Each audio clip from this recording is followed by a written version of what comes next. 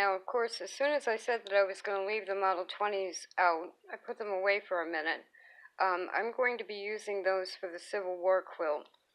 And I have to finish another bandana quilt before I start piecing that. But this is a complement to the whole Pieces of America patchwork 5x5 square. This is a 6-inch potholder loom, and I'm using, again, the light and the dark, just like I had the white and the purple thread, or you would use white and black thread. I have the light and the dark, and this is more of a gingham, but it's also a type of plaid or a check. So you could do a backing. This is what I plan on doing. I'm going to do a 25 piece fabric block with 5x5 5-inch squares, and then I'm going to do a 25 piece woven block. When you take this is like a 6-inch potholder loom, but when you take this off of here, it goes down anywhere between 4.5 to 5 inches.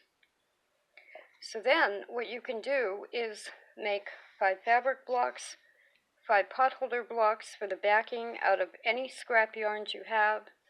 I mean, you can't be afraid of plaid and colors, and I think if you just keep a light and a dark with each of them. So then picture a 25 square block of woven squares, putting the fabric block on top of it, and then using embroidery floss to tie it at the corners of the patchwork squares.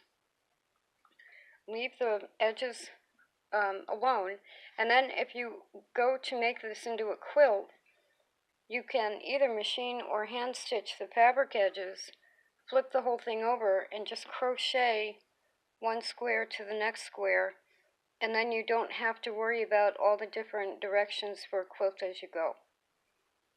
And you don't end up with a rag quilt.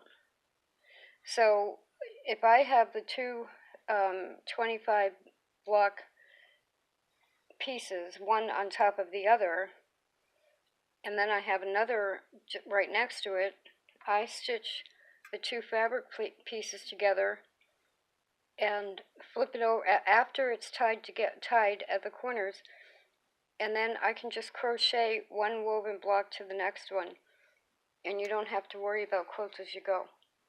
It gives you an instant backing, similar to my sweater quilts, and 2 layers, so you could put the cotton next to you and keep the woven away from you, or you could do it the other way around if it was a chilly, rainy day, and use the wool side next to you with the cotton on the outside.